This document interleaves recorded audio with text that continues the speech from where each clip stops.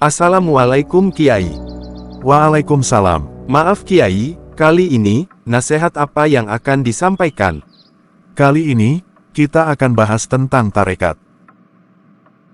Orang yang siap masuk mengamalkan tarekat, berarti siap berkekalan di dalam melaksanakan ubudiyah, pengabdian kepada Allah, secara zahir dan batin, dengan kesempurnaan komitmen mengikuti as-sunnah, dan menjauhkan segala bid'ah dan segala kelonggaran rukhsah pada setiap gerak dan diam. Jika tak siap melangkah maju, lebih baik mundur sekarang. Karena langkah orang-orang malas itu, hanya menghalangi langkah orang yang punya tekad kuat. Jalan tarekat ialah, dengan menapaki jejak langkah baginda Rasulullah Sallallahu Alaihi Wasallam dan para sahabat. Aku telah dibawakan ke jalan ini, melalui pintu karunia, karena, dari permulaan jalan hingga ke akhirnya, tiada yang aku lihat, melainkan karunia-karunia dari Allah. Di dalam tarekat ini, pintu-pintu kepada ilmu-ilmu langit, akan dibukakan kepada as-salikin yang teguh, menuruti jejak langkah Rasulullah Sallallahu Alaihi Wasallam. Mengikuti as-sunnah adalah, cara yang paling utama, untuk membuka pintu-pintu ini. Orang-orang ahli hikmah, mempunyai 3 cara, untuk mencapai kebenaran al-hakikat, yaitu melalui muraqabah, musyahadah dan muhasabah. Muraqabah itu ialah, tidak melihat makhluk, karena seseorang itu, selalu sibuk melihat sang pencipta makhluk.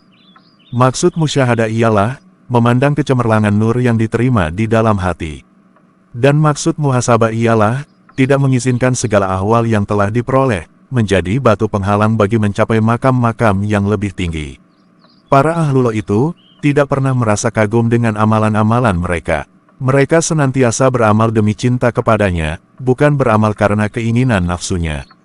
Siapa yang mengambil dari tangan kami, dan menuruti jejak langkah kami, dan mencintai kami, apakah dia itu dekat ataupun jauh, berada di timur atau di barat, maka akan kami minumkan dia dari sungai kecintaan, dan akan kami berikan dia cahaya pada setiap hari. Jalan kita ini ialah melalui pergaulan yang baik. Mengutamakan diri bisa mengakibatkan seseorang itu menjadi masyhur, itu adalah bahaya. Kebaikan terletak di dalam bersahabat. Siapa yang mengikuti jalan ini, akan memperoleh banyak manfaat dan barakah. Melalui pertemuan-pertemuan yang ikhlas dan yang benar, tak ada yang lebih utama melebihi yang lain. Jika ada manusia merasa lebih utama dari yang lain, itu tanda masih ada iblis bersemayam dalam dirinya. Itu harus dimusnahkan, sampai tak ada lagi ego keutamaan meraja di dada. Siapa jua yang menziarahi kami tanpa memperoleh faedah yang mereka perlukan dibanding kami? Sebenarnya, tiadalah mereka menziarahi kami. Mereka tidak akan merasa berpuas hati. Siapa yang mempunyai keinginan untuk berkata-kata dengan kami tidak akan mendengar apa-apa. Dan siapa pula yang ingin mendengar dari kami tidak mempunyai apa-apa untuk diperdengarkan. Siapa yang menerima apa yang diberikan, tanpa menganggapnya remeh, akan diberikan tambahan. Siapa pula yang tidak dapat menerima apa yang telah diberikan di sini, tidak akan berupaya menerima apa-apa pun, di mana-mana pun jua tempatnya. Dari satu segi, setiap insan kamil itu adalah sama. Ini berarti, yang apabila si murid sudah benar-benar sealiran dengan usaha tarekat ini, dia bisa berkomunikasi dengan para masyayikh terdahulu.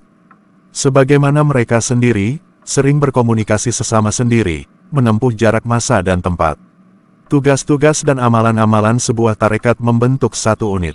Kebenaran, cara mengajar dan para murid, membentuk rupa satu tangan, yang tidak dapat dilihat oleh si jahil.